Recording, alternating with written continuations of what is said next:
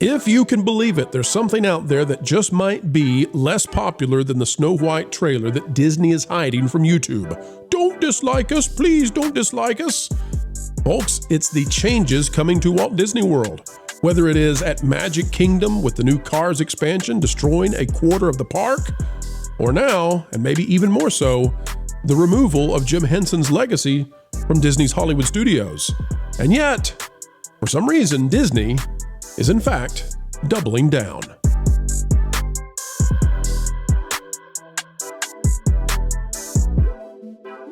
Hello folks, welcome back. We are so happy to have you. Our job, of course, is as ever to explain entertainment and keep you ahead of the culture curve. Today we're talking about something of great cultural significance, and that is an artistic icon, someone who shaped and reshaped the entertainment landscape forever, Jim Henson.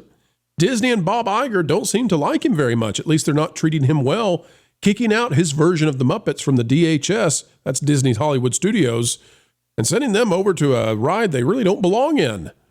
And, well, people are not happy to go along with that at all.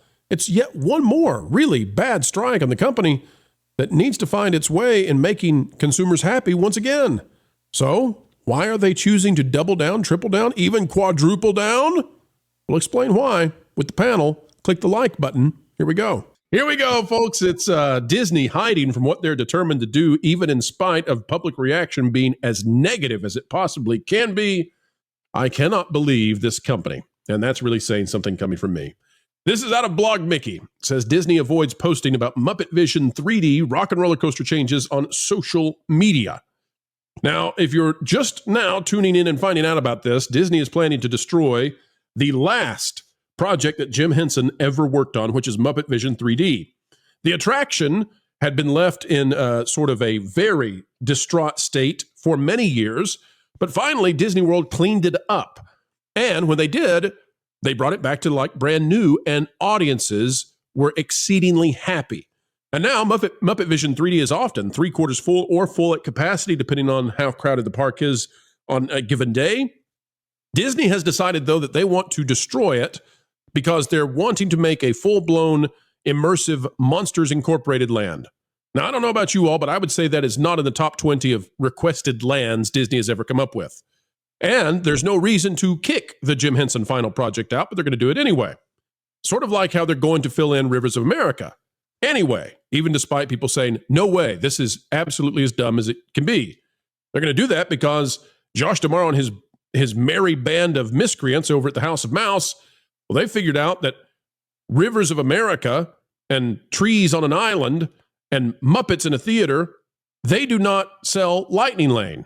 And everything is about Lightning Lane. Jonas made a great point on that park place earlier, that Disney sees their parks now as malls, and they see their attractions as ways to directly make money. And so anything that's beautiful, anything that makes it seem like a park, anything that has a legacy, that creates the ambiance that drives people to want to go see their stuff, no longer matters because it cannot be directly monetized. Even if it overall facilitates the monetization of the park in a dramatic way, Disney cannot see that any longer. So here's what Blog Mickey says.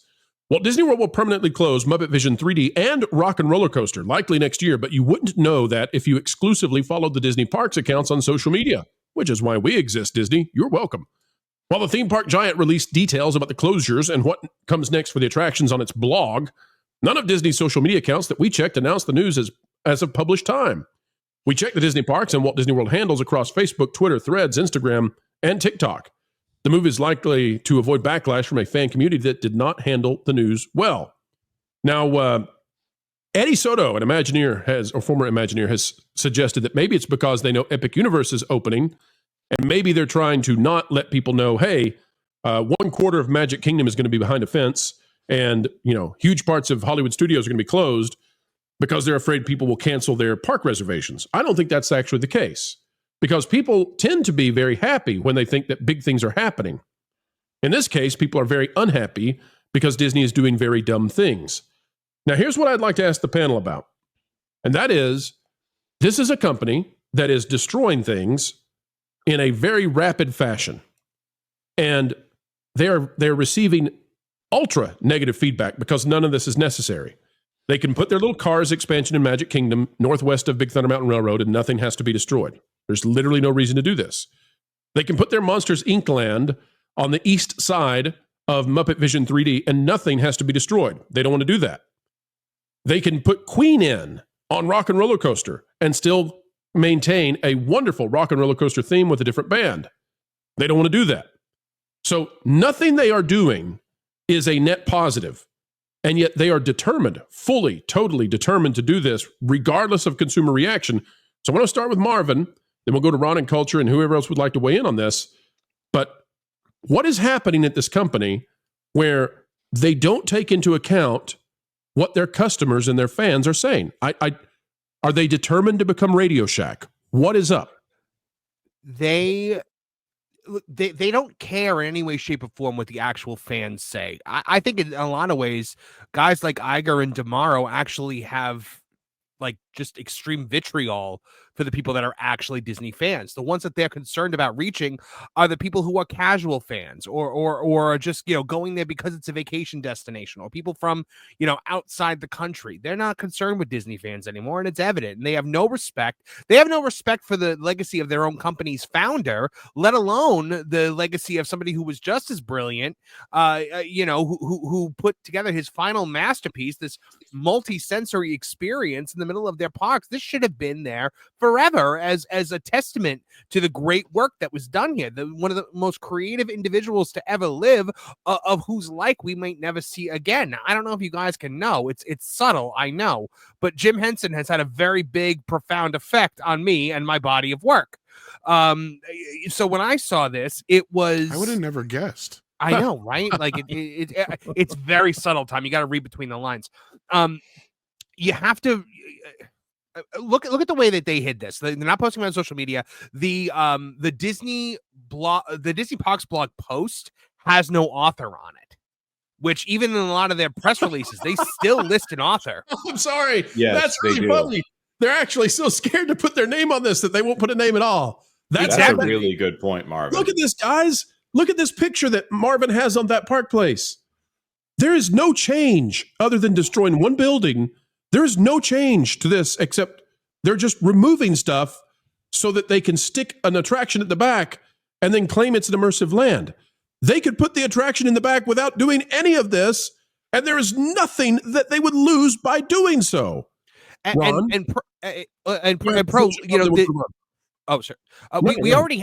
We already have a Monsters Incorporated theater show. It's called Monsters Incorporated Laugh Floor, and no one goes to it. No, right? It's one of the most unpopular attractions in all of Disney World. It's not the Monsters Inc. I don't even know that the Monsters is that relevant anymore. I remember the Sully meet and greet from 10 years ago. Even then, it didn't have a line, so I don't really understand what the big deal is. Could they not even put? I mean. I know they screwed up Muppets, but wait a minute, Ron. You're telling me that you have not been paying attention to the millions of people across social media begging for 2 Monsters Incorporated shows at Disney World? You know what?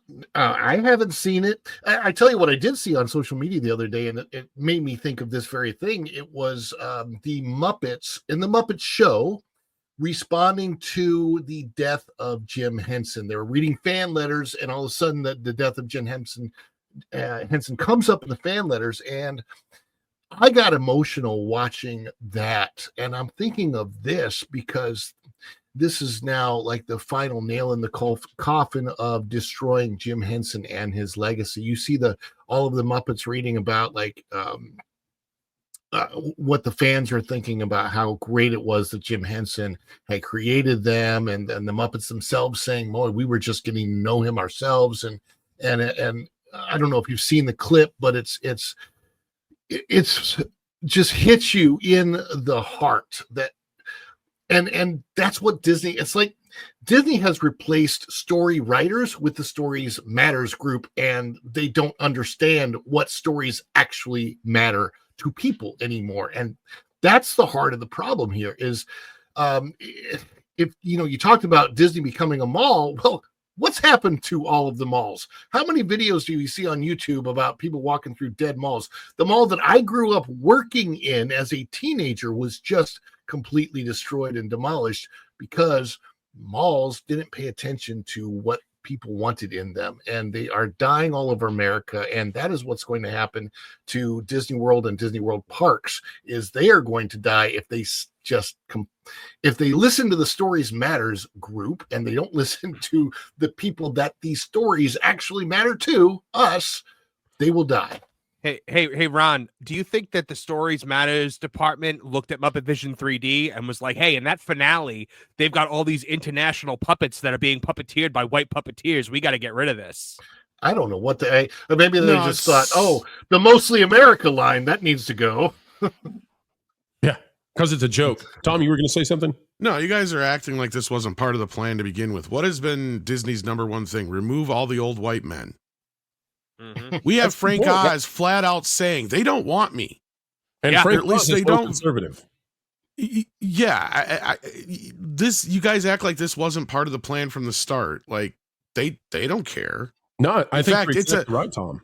It's part of the plan to get rid of Jim Henson. They already got rid of Frank Oz. They got rid of all the people who can resist them. Dave Goelz is the only one who's still sitting around, and I don't know why he's taking it, but whatever. You even had what's his face who did Kermit for years. Yeah, Steve Whitmire say adios to these guys too. So that tells you more than I need to know about him. If Frank Oz is telling you that Disney can suck his you know what, basically, in so many words.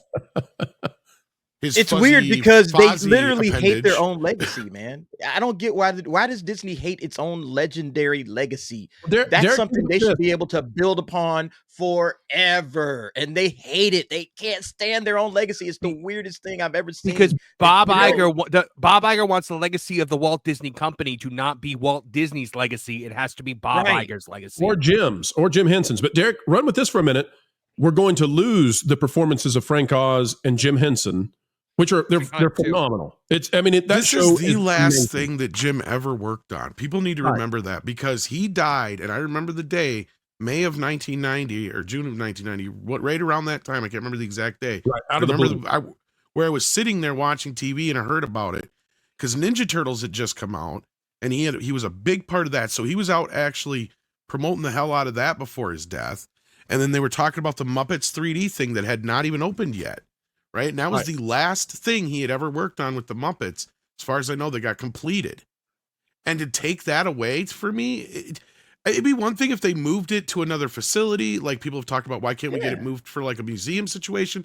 I said, the only problem is like you could put it on like 3D Blu-ray, but it's basically like a 40X experience, somebody said. And I said, well, there you go. Why don't they send it on tour in 40X? Well, here's the thing. They can't even get out of their own way to make money. They could turn the Rock and Roller Coaster area into a Muppets area, which is weird, but they could do it. And they could what was holding the Lightning McQueen attraction, they could put Muppet Vision 3D in there, which again is weird because you're moving them from one great theater to a lesser theater, whatever. The problem is they've already said, no, we're going to put some villains over there, which nobody cares about, nobody wants, but you know, that is what you've already got a villains show in that park with Fantasmic every single night.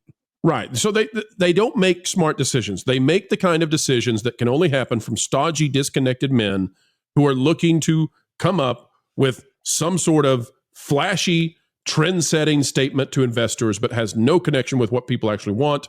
And the idea that they're going to placate people by having Matt Vogel do his Kermit the Frog impression or whatever it is over at Rock and Roller Coaster. Don't ever do that again.